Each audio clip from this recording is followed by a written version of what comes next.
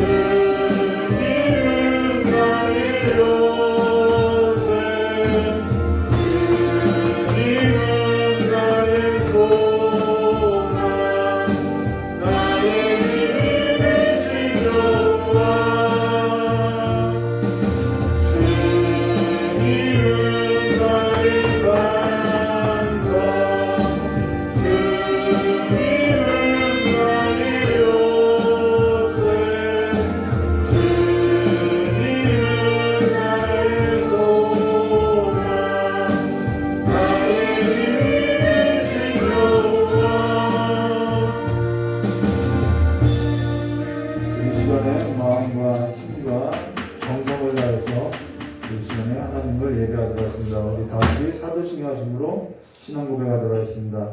전능하사 천지를 만드신 하나님 아버지를 내가 믿사오며 그 아들 우리 주 예수 그리스도를 믿사오니 이는 성령으로 잉태하사 동정녀 마리에서 나시고 금주 유다에게 고난을 받으사 십자가에 못 박혀 주시고 장사한 지 4일 만에 죽은 자 가운데서 다시 살아나시며 하늘에 오르사 전능하신 하나님의 우편한 자 그리스도가 저리로서 산자와 중자를 심판하러 오시리라.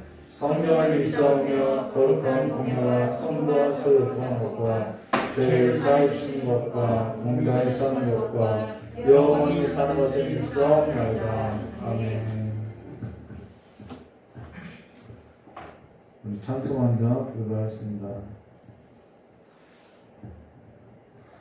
찬송 부르신 후에 우리 전도사님 대표로 기도해 주시겠습니다. 가진 내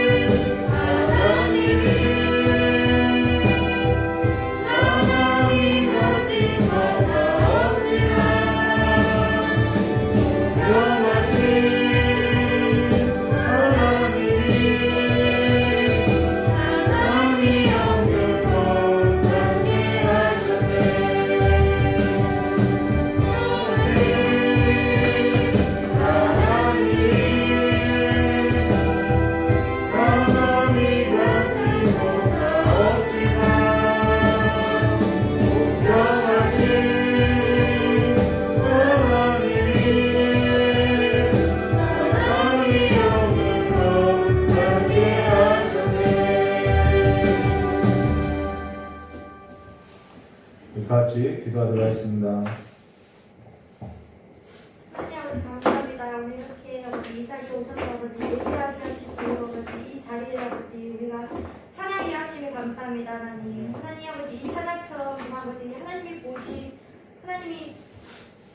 보게 하신 게 있고 하나님께서 하신 게 있습니다. 아버지 우리가 몸이 못 움직인다 하더라도 하나님 이 찬양처럼 아버지 우리가 정말 하나님의 아버지 서 있는 상태로 아버지 서 수 있게 도와주시고 아버지 우리 나라가 아버지 코로나 때문에 많이 힘듭니다. 아버지 하나님께서 아버지 이 강력한 아버지 이 코로나에 아버지 우리가 하나님 앞에서 어떻게 서야 될지 아버지 기도로서 아버지 깨닫게 도와주시고 아버지 우리 목사님 아버지 말씀을 전할 때 이 말씀이 정말 하나님께서 원하는 말씀을 되게 도와주시옵소서. 우리가 하나님의 말씀을 듣고 하나님의 깨달은 말씀을 아버지 목사님 통해서 듣고 우리가 삶을 살았을 때 그 삶이 아버지 깨달은 삶이 될 수 있게 도와주시옵소서. 예수님 기도습니다. 아멘. 아멘. 감사합니다. 우리 사사기서 함께 나눈 말씀 사사기서 11장 1절부터 11절까지 말씀을 보도록하겠습니다.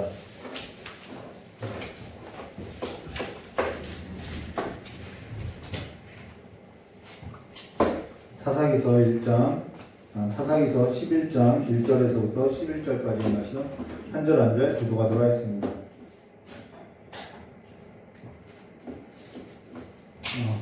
다 찾으신 줄 알고 제가 먼저 기도하도록 하겠습니다.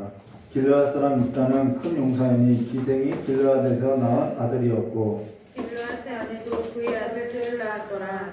그 아내의 아들들이 자라매 입다를 쫓아내며 그에게 이르되 너는 다른 여인의 자식이니 우리 아버지의 집에서 기업을 잊지 못하리라 하지만 이에 입다가 그의 형제들을 피하여 독당에 거주하며 잡류가 그에게로 모여와서 그와 함께 출입하였더라. 얼마 후에 암몬 자손이 이스라엘을 치료하니라. 암몬 자손이 이스라엘 자손을 치료할 때 길르앗 장로들이 입다를 데리려고 독당에 가서 이르되 우리가 암몬 자손과 싸우려 하니 당신은 와서 우리의 장관이 되라 하니 입다가 길르앗 장로에게 이르되 너희가 전에 나를 위하여 내 아버지 집에서 쫓아내지 아니하였느냐 이제 너희가 환난을 당하였다고 어찌하여 내게 왔느냐 하니라. 그러므로 길르앗 장로들이 입다에게 이르되 이제 우리가 당신을 찾아온 것은 우리와 함께 가서 암몬 자손과 싸우게 하려 함이니 그리하면 당신이 우리 길르앗 모든 주민의 머리가 되리라 하니 이따가 길르앗 장로들에게 이르되 너희가 나를 데리고 고향으로 돌아가서 암몬 자손과 싸우게 할 때 만일 여호와께서 그들을 내게 넘겨주시면 내가 과연 너희의 머리가 되겠느냐 하니 길르앗 장로들이 입다에게 이르되 여호와는 우리 사이의 증인이시니 당신의 말대로 우리가 그렇게 하리이다 하니라. 함께 하겠습니다. 이에 입다가 길르앗 장로들과 함께 가니 백성이 그를 자기들의 머리와 장관을 삼으리라. 입다가 미스바에서 자기의 말을 다 여호와 앞에 아뢰니라. 아멘. 기도하도록 하겠습니다. 오직 하나님만이 우리의 삶의 주인이 되어서 우리의 삶의 전부가 되어 주시었고 우리의 삶의 충만한 자가 되어서 우리의 모든 삶이 주와 함께 살아가는 삶이 될 수 있도록 복을 허락하여 주시길 간절히 원하오며 겨우신 예수님의 이름으로 축복하며 기도드리옵나이다. 오늘 사사기서 11장 1절부터 11절의 말씀으로 두 종류의 잡류라는 제목으로 함께 하나님 말씀 나누도록 하겠습니다. 잡류라는 말이 별로 듣기 좋은 말은 아니죠. 쓸모없는 인간이라는 말이죠. 네, 오늘은 두 종류의 잡류에 대해서 좀 보도했습니다. 지난 설교에서도 우리가 두 사사를 보았던 것으로 한 사사는 이사갈 사람 돌라이고 다른 한 사람은 길르앗 사람 야일이라는 것입니다. 그러고 나서 지금 길르앗 사람 입다를 소개하고 있다는 것이죠. 근데 지난 설교에 두 사사였던 길르앗 사람 이사갈 사람 돌라하고 길르앗 사람 야일이 중요한 역할을 한다고 했던 것으로 이 두 사사가 중요하다는 것은 이들이 중요한 인물이라고 해서가 아니라 사건의 전개에 있어서 중요한 역할을 한다라고 이야기했다는 것입니다. 그러면 오늘 사사기서 11장 1절 말씀 보시면 길르앗 사람 입다는 큰 용사였으니 기생이 길르앗에게서 낳은 아들이었고 라는 것에서 입다의 출생을 이야기하고 있다는 것입니다. 입다는 기생의 아들이라는 거예요. 별로 우리가 딱 기생의 아들 하면은 우리가 벌써 편견을 갖고 보는 그러한 시선이 있죠. 그러면서 일단은 기생이 난 아들이라고 뭔가 사람들로부터 그의 출신이나 그의 성분에 있어서 어떠한 곱지 않은 시선으로 바라보게 된다는 것이죠. 그런데 그가 뭐라고 이야기하면 큰 용사다라고 이야기했다는 것입니다. 큰 용사라고 이야기했다는 것이죠. 자, 그러고 나서 여기서 기생이라는 단어는 사실상 창기라는 단어로서 사실상 창기라는 거예요. 근데 기생이 거주하는 곳이 어디냐? 이게 성이 있으면은 성 안에 사는 것이 아니라 이 성벽에 거주했다라는 것입니다. 그래서 성 안에 사는 것도 아니라 성벽이라는 것이죠. 물론 다 그런 것은 아니겠지만은 여호수아서 2장 15절에 기생 라합이 그들의 창문을 줄을 달아 내리매 그 집이 성벽 위에 있으므로 그가 성벽 위에 거주하였습니다라는 것으로서 이 그들의 삶은 어떠한 삶이냐면은 성 안에도 아닌 성 밖에도 아닌 이 성벽에 있는 삶으로서 늘 경계에 있는 사람들이라는 것이죠. 그렇기 때문에 성 안에 있는 사람들이 볼 때는 이들은 성 밖에 그 외인들로부터 늘 접촉이 가능한 사람들이기 때문에 늘 눈 밖에 있는 사람들이고 믿을 수 없는 사람들이었고 성 안에 있는 사람들을 볼 때는 그들은 불편한 존재라는 것이죠. 자, 근데요 2절에 이렇게 말씀하죠. 길르앗의 아내도 그의 아들들을 낳았더라. 그의 아내의 아들들이 자라매 입다를 쫓아내며 그에게 이르되 너는 다른 여인의 자식이니 우리 아버지의 집에서 기업을 잊지 못하리라 하니라라는 것으로서 길르앗이라는 그 사람의 기생에게서 입다를 낳았고 또 길르앗이라는 그 사람의 아내로 인해서 또 누구를 낳냐면 아들들을 낳았다고 이야기하고 있다는 것입니다. 근데 그 아들들이 지금 누구를 쫓아내고 있냐면 이 입다를 쫓아냈다라고 말을 하고 있다는 것이죠. 자, 그러고 나서 그들이 한 말이 뭐냐면 우리 아버지의 집에서 기업을 잊지 못하리라 라는 것으로서 사실상 이스라엘 백성 가운데서 기업을 잊지 못한다라는 말은 사실상 죽으라는 말이라는 것입니다. 이스라엘 가운데서 이스라엘 백성 가운데서 기업을 얻지 못하면 어떠한 교류도 할 수 없다라는 거예요. 그냥 객과 나그네와 같은 그러한 삶으로서 아무런 도움을 받지 못하는 삶이라는 것이죠. 창세기 21장 8절과 21절에 아브라함이 하갈과 이스마엘을 쫓아낼 때 하갈이 이스마엘을 관목동물 아래에 두고 아이가 죽는 것을 차마 보지 못하겠다 하고 화살 한바탕 거리를 떨어져서 마주 앉고 바라보면서 소리내어 울었던 적이 있었다는 것입니다. 그만큼 이들에게 있어서 아버지의 집에서 기업을 얻지 못한다는 것은 곧 죽음을 말하고 있다는 것이죠. 근데 지금 있다가 그 아들로들부터 쫓겨남을 당했다는 것입니다. 신앙도요, 사실 아버지 지배로부터 기업을 잊지 못하는 삶이라는 것은 사실상 죽음을 의미하는 것이죠.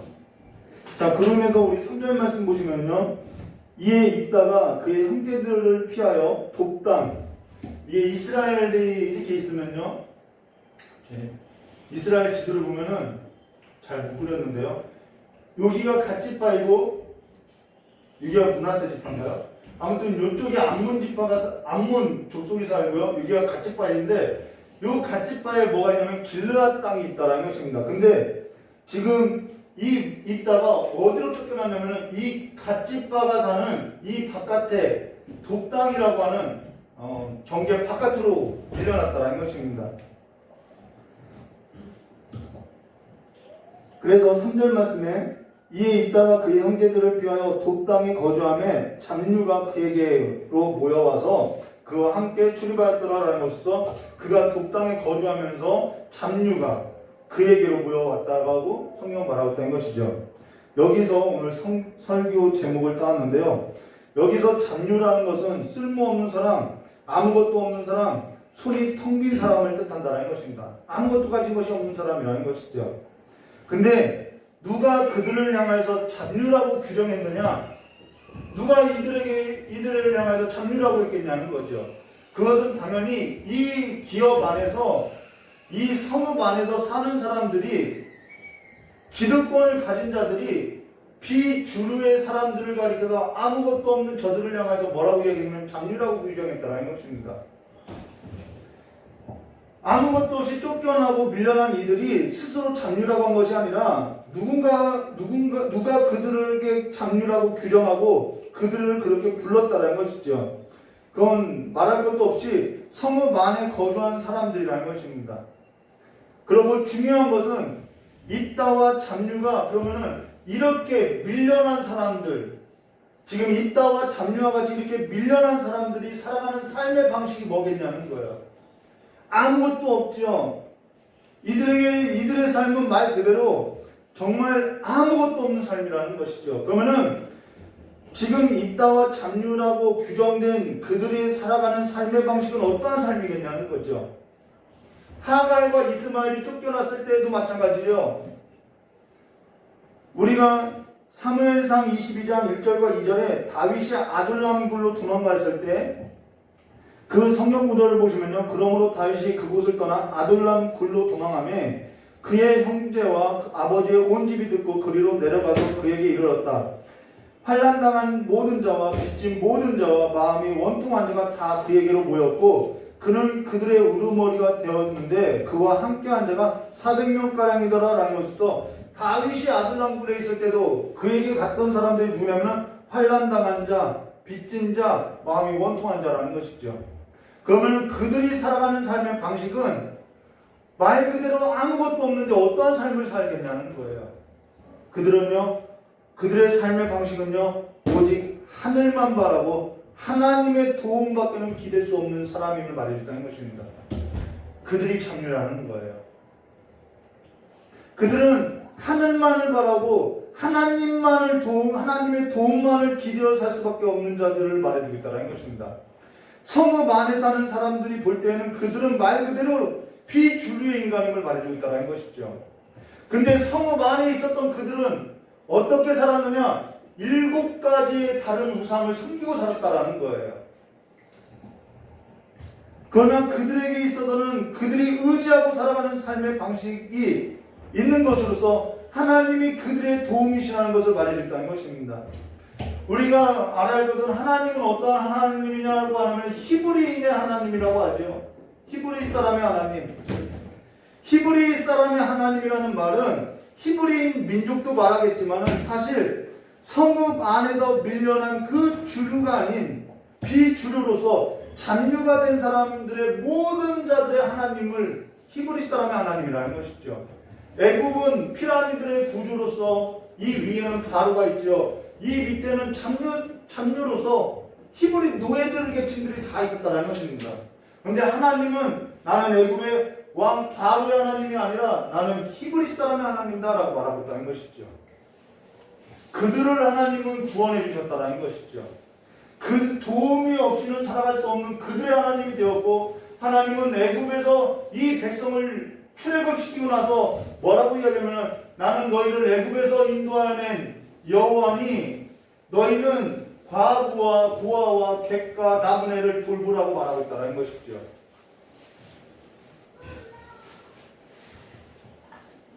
이들이 애굽에 있을 때 하나님은 히브리 사람의 하나님이라는 것은 그들의 삶의 방식이 누군가의 도움이 없이는 살아갈 수 없는 자로 하나님은 고아와 과부와 나그네와 객과 레위를 생각할 줄 아는 하나님이심을 말해줬다는 것입니다. 지금 신자의 삶의 방식이라는 것은 이 하나님이 있어야 할 것을 말해줬다는 거예요.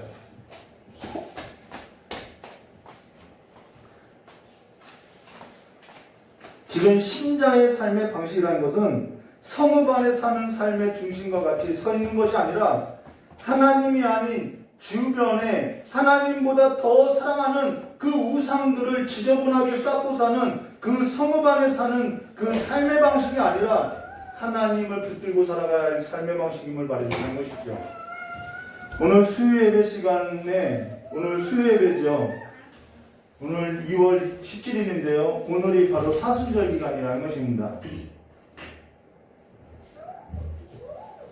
오늘 수요예배 시간부터는 제2기간으로서 사순절 기간의 시작인데요. 사순절 기간이라는 것은 그리스도께서 십자가를 지기 전에 그 40일 기간 동안 40이라는 숫자는 고난의 수를 말하는 거죠. 그래서 그리스도의 고난에 참여하는 기간으로서 금식을 선포하고 경건한 삶에 동참하는 기간이라는 것입니다. 우리의 삶에 더럽고 추악하고 그 모든 것을 치워버리고 오직 하나님께 집중하는 기간으로서 십자가의 삶을 묵상하는 기간이라는 거예요.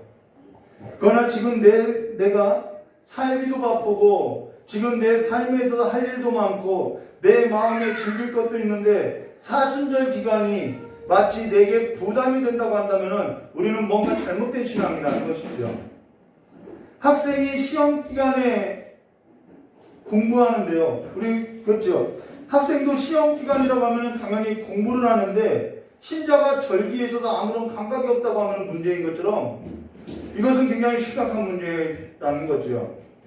지금 이러한 자연적인 재앙과 전염병과 같은 재난 가운데 TV도 좀 끄고 미디어도 좀 금식도 하면서 40일 기간만큼은 말씀과 기도로 묵상을 하고 하나님과 시간을 보내고 이 땅이 회복되기를 그리스도의 복음이 막히지 않기를 구하면서 40일 기간 동안 예물도 좀 정하고 그래서 그 예물을 정한 것에 있어서 선한 곳에 흘러보내야 하지 않겠나는 거죠.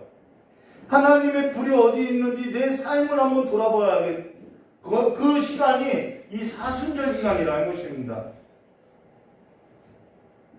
근데 사순절 기간이 되어도 작정하지도 않고 금식하지도 않고 기도하는 사람도 없고 삶으로 돌아가면은 신앙도 두루묵되는 그런 신앙이라고 하면은 우리는 그냥 성읍 안에 갇혀 있는 그들과 다르지 않다라는 거예요. 내 삶이 오로지 하늘만 바라보는 하나님의 도심을 구하는 삶이 아니라 그냥 성읍 안에서 다른 하나님이 아닌 다른 우상들로서 주변을 두르고 살아가는 삶과 다르지 않더라는 거죠. 하나님의 불이 어디를 향하고 있는지 내 삶을 한번 돌아보아야 하는 기간이 바로 사순절 기간이라는 것입니다. 그러나 하나님 나라 안에 거하는 자들은요, 그런 삶이 그냥 일상이 된 것으로서 하나님 나라 안에서 살아가는 그 일상의 삶 가운데 이 사순절인 기간 또한 그냥 하나의 사건으로서 살아낸다라는 것이죠. 무슨 말이냐면요, 학생이 공부를 늘 꾸준히 해요. 걔에게 시험이라는 것은 그냥 이 공부의 기간에 하나의 그냥 사건에 불과한 것이죠. 하나님 나라 안에서 살아가는 삶도 마찬가지라는 것입니다. 하나님 나라 안에 거하여서 살아가는 그 삶은 일상의 삶 가운데 하나님 나라 가운데 살아가는 삶으로서 지금 이 사순절 기간이 그냥 하나의 사건임을 말해주고 있다는 것이죠. 그러나 모든 시간을 그렇게 할 수 없다고 하면요, 우리가 모든 시간을 그렇게 하나님 앞에 드릴 수 없다고 하면은 지금 이 기간이라도 가장 좋아하는 것에 있어서 금식을 하고 말씀과 기도로 시간을 보내고 정한 예물을 들려서 그 모아진 예물을 가지고 선한 곳에 한번 내 삶을 한번 들여봐야 하지 않겠냐는 거죠. 그러면은 어떻게 되느냐? 금단현상이 올 거예요. 금단현상이 있을 것으로서 내가 즐겨했던 것을 즐겨하지 않는 삶으로 인해서 공허해질 것이고요. 내가 지출하지 않았던 것에 있어서 지출이 늘어나기 때문에 형편이 어렵게 될 거라는 것이죠. 그때 우리는 무엇을 돌아봐야 하냐면은 내가 지금까지 무엇으로 살았는지 한번 내 삶을 돌아봐야 한다는 것입니다. 지금 그러한 삶에 있어서 내게 있어서 아무런 부담이 되지 않는다면은 하나님 나라 안에서 하나님으로 채웠던 삶에 있어서 내가 하나님으로서 살았다라고 말할 수 있겠냐는 것이죠. 그 삶이 분답이 된다고 하면은 그렇게 살지 않았던 우리의 신앙의 반증임을 말해줬다는 것입니다. 어제 저희 아내하고 저하고 어떤 대화를 했는데요. 저희 아내가 이런 말을 하는 거예요. 그게 뭐냐면요, 제 어머니가 용돈을 좀 보내주셨는데 그 용돈을 받고 나서 제 아내에게 야, 돈으로 할 수 있는 것이 참 없더라 라고 말을 했다는 것입니다. 그랬더니 저희 아내가 저에게 우리가 세상을 믿고 사는 사람과 같은 삶의 방식으로 살았다면은 그러한 삶이라면은 하나님을 믿고 사는 삶의 방식에 있어서 불편했을 거야 라고 이야기하더라는 것이죠. 그러고 나서 우리는 하나님을 믿고 살아가는 그 삶의 방식이 좋지만은 근데 우리에게 세상을 살아가는 삶의 방식으로 살아가면 우리는 좋겠어? 라고 질문을 하더라는 것이죠. 어떤 사람은 이 모든 일에 있어서 하나님 나라 안에서 살아가는 삶에 있어서 하나의 방식이 되겠지만은, 그로 인해서 하나님 안에서 살아가는 삶에 있어서 이런 삶도 있다, 이런 저런 삶도 있다라고 자신이 살아온 삶에 있어서 말을 하겠지만은, 그러나 어떤 사람은 그 말을 듣고 나도 하나님 안에서 좀 순종해보고 살아야겠다 라고 하든지, 아니면 그 말을 듣고 그거는 사역자들이나 그렇게 사는 것이지 나는 상관없어 라고 순종하지 않고 살아가는 그 두 가지 삶을 나타낼 거라는 것입니다. 그러나 그러한 삶은 아직 하나님 안에서 살아가는 삶이라고 할 수 없더라는 것이죠. 온전히 하나님 안에서 살아갈 수 있는 삶이라고 할 수 없더라는 것입니다. 어떤 학생이 꾸준하게 공부를 하고, 어떤 학생은 시험 기간만 공부하고, 어떤 학생은 꾸준하게도 하지 않고 시험 기간에도 공부하지 않는다고 하면은 반드시 성적의 차이는 있을 수밖에 없다는 것입니다. 그건 당연한 일이겠죠. 근데 어떤 학생이 공부가 좋아서 꾸준히 한다면은 그 학생을 이길 방법이 없다는 것입니다. 신자의 삶도 그와 같은 것으로서 하나님 나라 안에서 살아가는 것이 좋아서 사는 사람을 이겨낼 장사가 없더라는 것이죠. 지금 그렇지 아니한 삶이라는 것은 어떠한 삶을 말하면 율법 아래에 사는 삶이라는 거예요. 우리가 율법 아래에 사는 삶이 뭐냐면은 삶의 한계를 넘지 못하는 것이 율법 아래에서 살아가는 삶이라는 것입니다. 우리가 율법 아래에서 살아가는 삶이라는 것은 내 삶의 한계를 가지고 살아가는 것에서 하나님 나라 안에서의 삶이라는 것은 이 율법의 한계를 넘은 삶을 말해주고 있다는 것이죠. 근데 어떤 학생이 성적의 차이를 극복하고자 온전하게 되든지 안 되든지 순종하고 나갈 때 그 학생은 자신의 길을 찾게 되어 있음을 말해주다는 것이죠. 그런 의미에서 이렇게 하라고 하고 저렇게 하라고 하는 것으로서 정말 그 삶을 살아가는 자는 그렇게밖에는 설명할 길이 없다는 것입니다.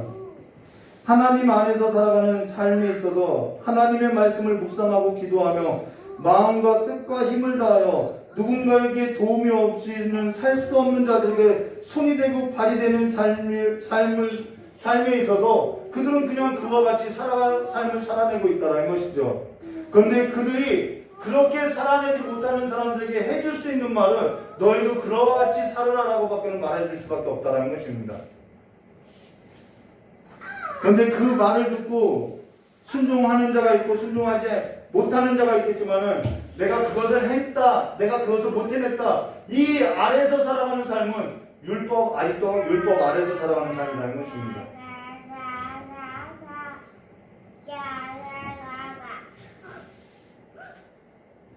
그러나 하나님 안에서 살아가는 사람에게는 그런 삶의 방식이 그냥 너무나도 익숙하고 너무나도 편하고 너무나도 좋다는 것이지요. 그러나 세상 안에서 살아가는 사람들에게 있어서는 그러한 삶의 방식이 익숙하지 않고 불편하고 좋게 느껴오지 않는다는 것입니다. 사실 목회자는요, 신자의 삶에 있어서 불편을 만드는 자가 목회자라는 거예요. 세상 안에서 사는 삶의 방식에 있어서 지적하고 불편하게 하는 자들이 목회자라는 것이죠. 그럼 우리 다시 성경 말씀 보면요, 4절과 7절에 이렇게 말씀하셨죠. 얼마 후에 암몬 자손이 이스라엘을 치려하니라. 암몬 자손이 이스라엘을 치려할 때 길르앗 장로들이 입다를 데려오려고 독당에 가서 입다에게 이르되 우리가 암몬 자손과 싸우려 하니 당신은 와서 우리의 장관이 되라 하니, 입다가 길르앗 장로에게 이르되 너희가 전에 나를 미워하여 내 아버지 집에서 쫓아내지 아니하였느냐? 이제 너희가 환난을 당하였다고 어찌하여 내게 왔느냐 하니라라는 것으로서 지금 길르앗 장로가 입다에게 왔다라는 것입니다. 정말 사람의 앞일이라는 것은 알 수 없죠. 먼저 된 자가 나중되고 나중된 자가 먼저 되고 높은 자가 낮아지고 낮은 자가 높아지고 바다 물결과 같이 뒤집히는 것이 사람의 인생이죠.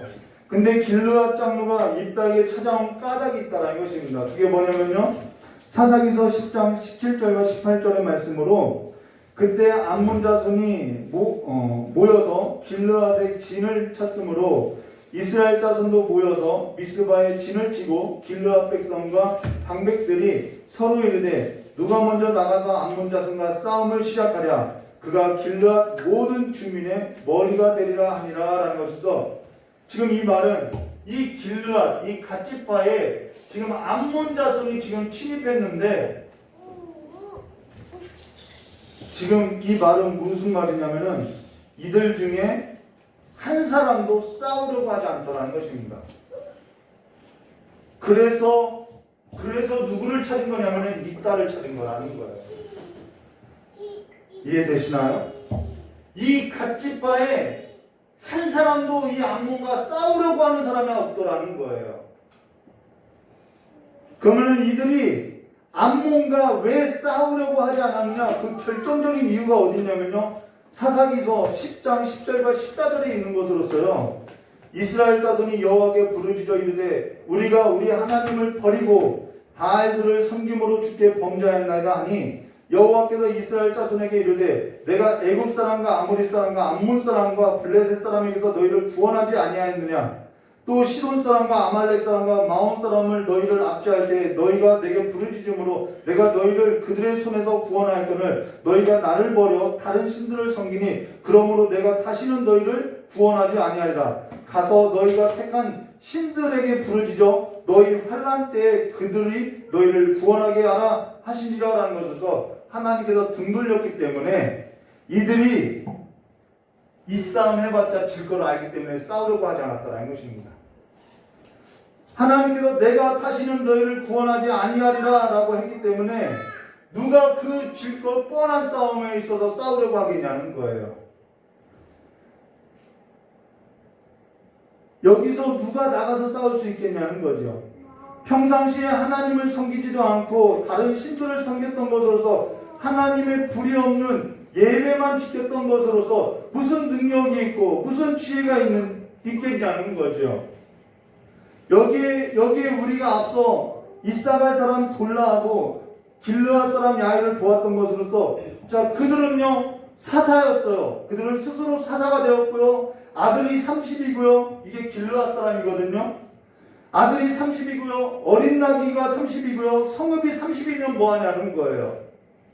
그땐 좋았겠지만은 정작 위기 앞에서는 누가 없냐면 그들에게 구원자가 없더라는 것입니다.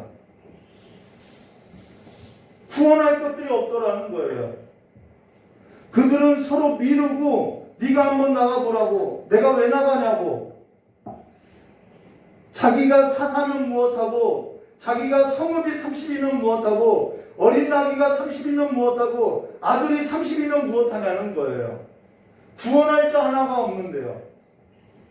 하나님의 일에 있어서 정작 아무 역할도 하지 못하고 쓸모없는 잡류로서 하나님의 영이 없는 텅 빈 사람들이 누구냐 하면은 바로 이 성읍에 있던 사람들이라는 것입니다. 지금 누가 진짜 잡류이고 텅 빈 삶이냐? 이 성읍에 있는 사람들이라는 거예요.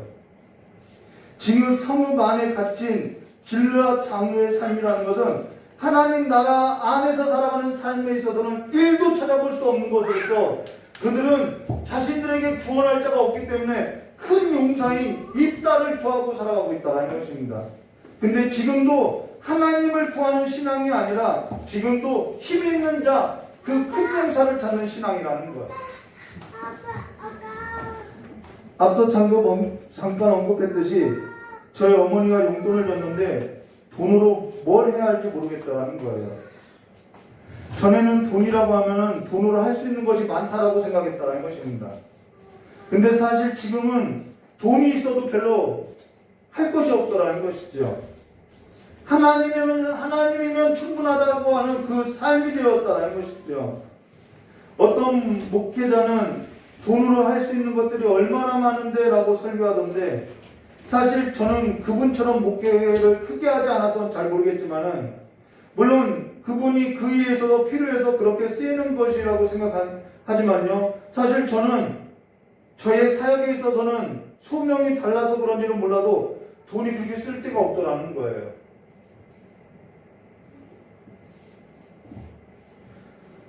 오늘 성경 말씀 8절과 11절 말씀 더 보시면요.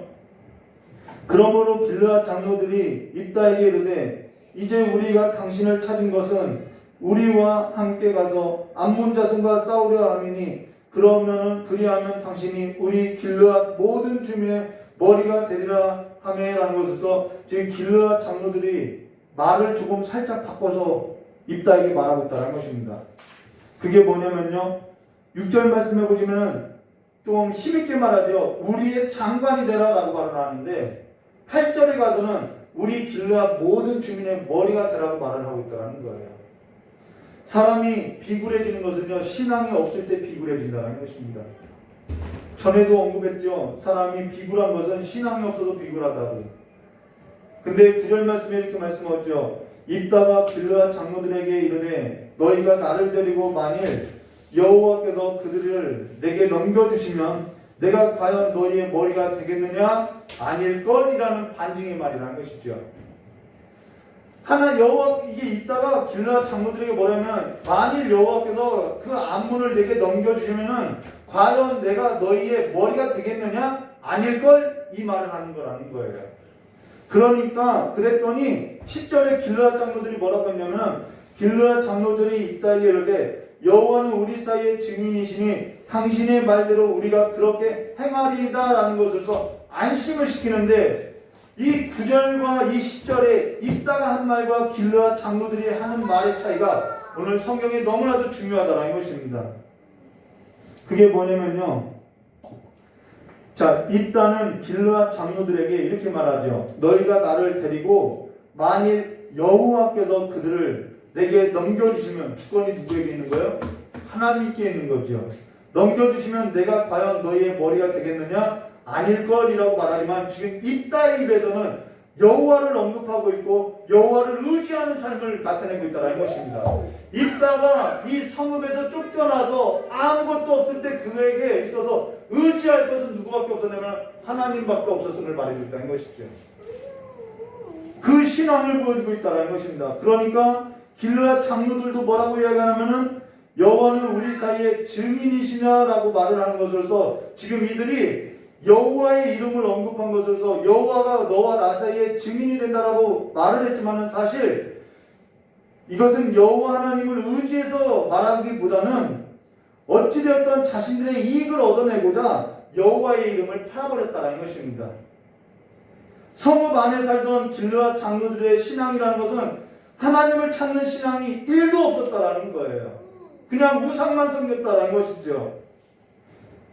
그러나 독단으로 쫓겨난 입다나 잡류라고 했던 그들은, 아무것도 없었던 그들은, 그들의 삶의 방식은 오직 하나님밖에는 의지할 수밖에 없었던 것으로서 그 성읍에 살았던 사람들은 모든 것을 가졌지만은 그들이 모든 것을 가진 것이 없었던 그들은 그들이 가졌던 것은 단 한 가지로서 살아계신 하나님을 붙들고 있었다는 것이죠. 모든 것보다 가장 위대한 살아계신 하나님이 그들의 하나님으로서 살아계셨다는 것입니다. 그러나 성읍 안에 있던 길르앗 장로들은 모든 우상을 다 가지고 있어도 정작 자신들을 구원할 자 한 사람도 없더라는 것이죠. 그러나 입다나 잡류라고 했던 그들은 모든 것을 가지지 않았지만은 살아계신 하나님을 의지하고 있었다는 것입니다. 그러면 하나님이 보실 때는 누가 정말 잡류이고 텅 빈 자냐는 거예요.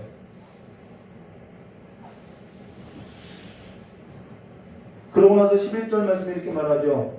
이에 입다가 길르앗 장로들과 함께 가니 백성이 그를 자기들의 머리와 장관을 삼으니라. 입다가 미스바에서 자기의 말을 다 여호와 앞에 아뢰리라 라고 말하고 있다는 것입니다.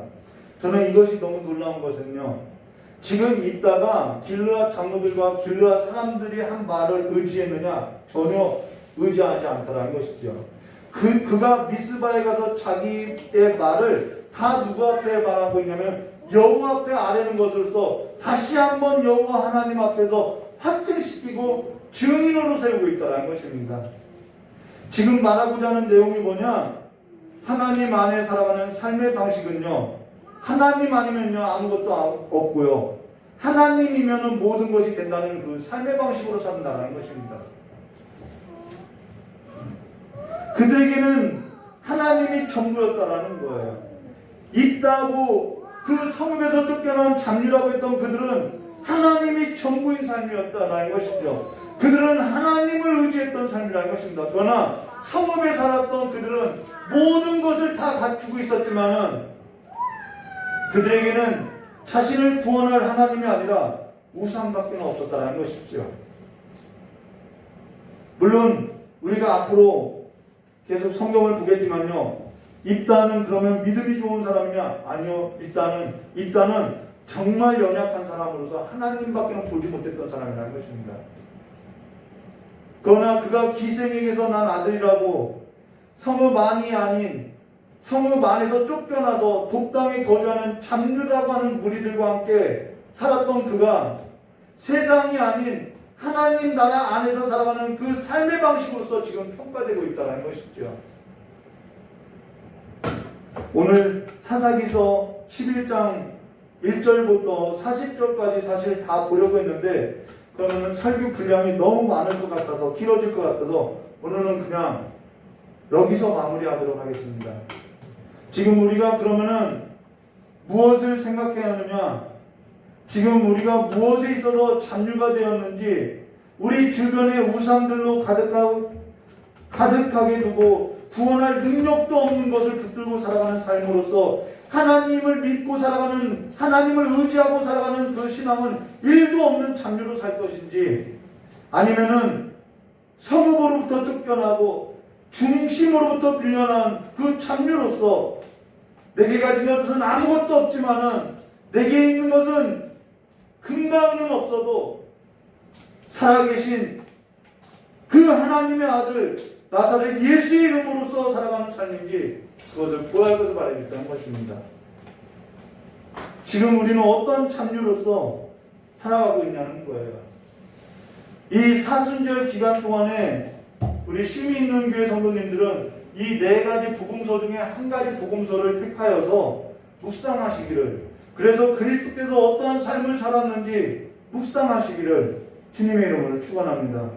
그리고 하나님이 아니면은 우리는 아무것도 할 수 없다고 한 그 예수 그리스도의 삶을 바라보고 그 예수 그리스도께서 영문 밖으로 쫓겨나서 살았던 그 삶이 무엇인지 다시 한번 묵상하는 기간으로서 지혜로운 신자가 되시기를 주님의 이름을 축원하며 천지를 지으신 그 하나님의 도움으로 사는 성도로서 하나님의 나라의 그 삶의 방식으로 살아가는 믿음의 사람들이 되시기를 주님의 이름으로 축원합니다. 같이 기도하도록 하겠습니다. 참 좋으신 하나님 아버지, 성읍에서 살아가는 모든 사람들이 자기 주변에 다른 신들, 우상들을 쌓아두고 내가 사사가 되었다고, 내가 이런 사람이 되었다고, 내게는 성읍이 30이 있다고, 내게는 아들이 30이 있다고, 내게는 어린 나귀가 30이 있다고 자랑을 하였으나 거기에는 정작 호흡도 할 수 없는, 구원도 할 수 없는 우상들 뿐이었사오니 이제는 우리가 그 삶의 옷을 벗어던지고 오직 살아계신 하나님만을 믿고 하늘을 바라고 하늘에 손을 향하여서 드는 하나님의 믿음의 사람들에서 하나님의 백성으로서 살아가는 삶의 방식을 따를 수 있도록 복을 허락하여 주시고, 이제는 하나님께서 마음이 있는 히브리 사람의 하나님이라고 했던 그 하나님의 삶으로서 고아와 과부와 나그네와 객과 레이의 삶 가운데 손이 되고 발이 되는 삶이 될 수 있도록 복을 허락하여 주시길 간절히 원하오며, 참으로 하나님 나라의 삶의 방식으로서 하나님의 신자로서 살아갈 수 있도록 복을 허락하여 주시길 간절히 원하오며 겨우신 예수님의 이름으로 축복하며 기도드리옵나이다. 우리 찬송 한 장 부르신 후에 깨달은 말씀 붙잡고 기도하도록 하겠습니다.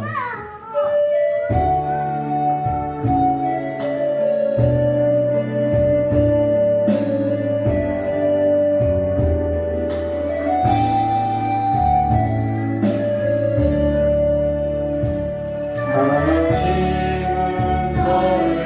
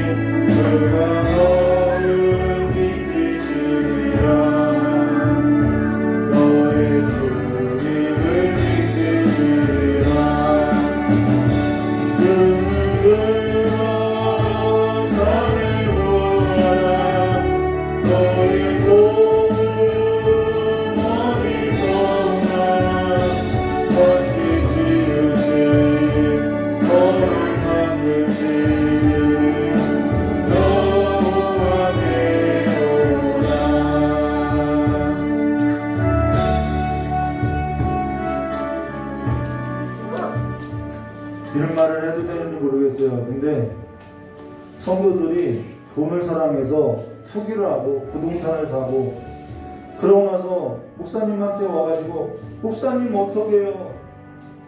부동산 이거 묶여서 이거 어떻게 해요? 그럼 부동산이 그 삶을 윤택하게 해주나요? 그들의 삶을 구원시켜주나요?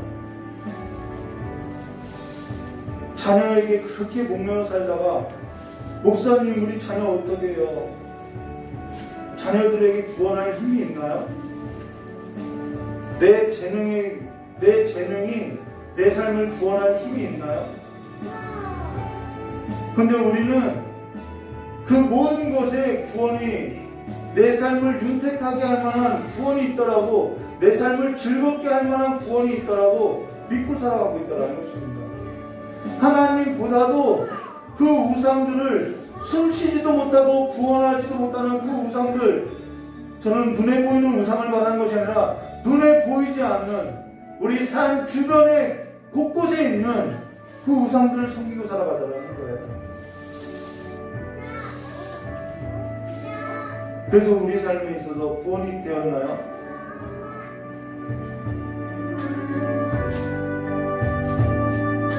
다시 한번 우리의 삶 가운데 구원받을 만한 구원을 줄 자의 그 이름은 예수 그리스도밖에 우리에게 주신 적이 없다는 것입니다.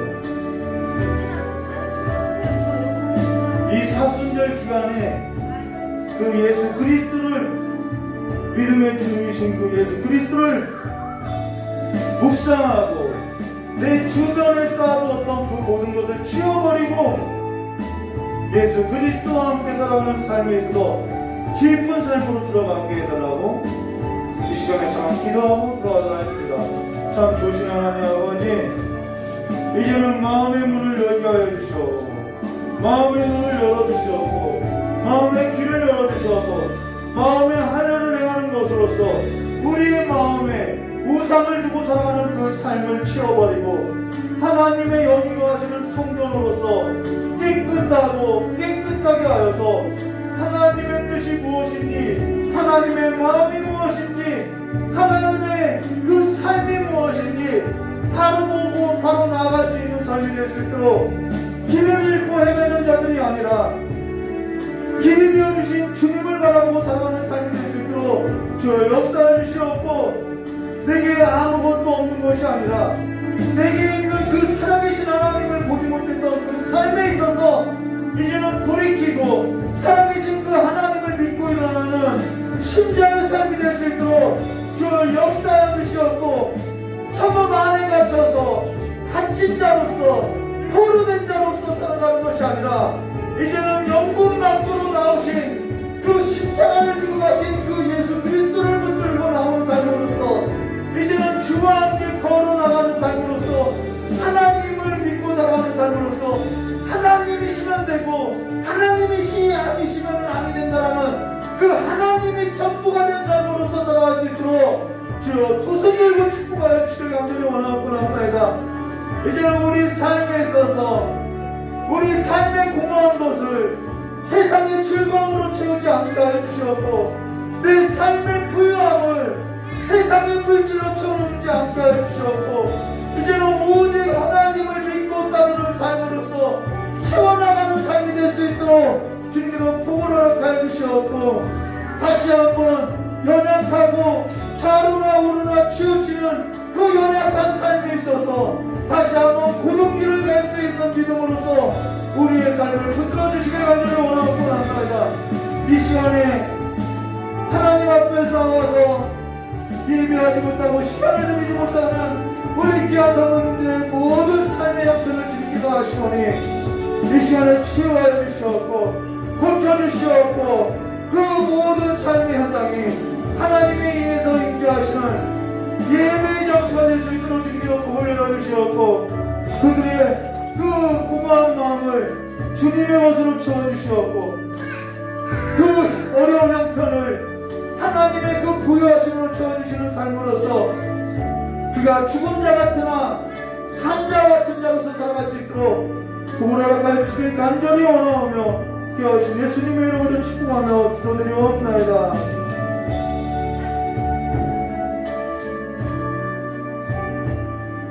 주신 하나님 아버지, 우리의 마음이, 우리의 삶이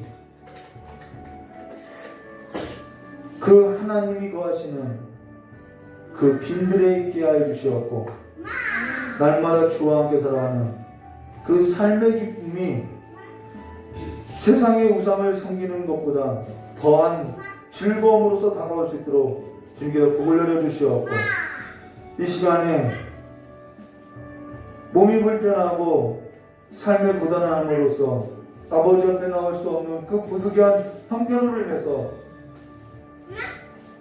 예배드리는 우리 귀한 성민들의 그 모든 삶에 있어서 주님께서 고쳐주시고 회복시켜주시고 일으켜주사 그 마음에 다시 한번 하나님의 불이 붙는 삶이 될 수 있도록 주님께 역사해 주시길 간절히 원하오며 기도하신 예수님의 이름으로 축복하며 기도드리옵나이다. 우리 주기도문으로 수예배를 마치도록 하겠습니다. 하늘에 계신 우리 아버지여, 이름이 거룩히 여김을 받으시오며 나라가 임하옵시며 뜻이 하늘에서 이루어진 것 같이 땅에서도 이루어지라. 오늘 우리에게 일용할 양식을 주옵시고 우리가 우리의 죄질자를 사하여 준 것 같이 우리 죄를 사하여 주옵시고 우리를 시험에 들게 하지 마옵시며 다만 악에서 구하옵소서. 대개 나라와 권세한 왕의 아버지께 영원히 싸움나이다. 아멘. 우리 하나님께 영광을 박수드리겠습니다. 감사합니다.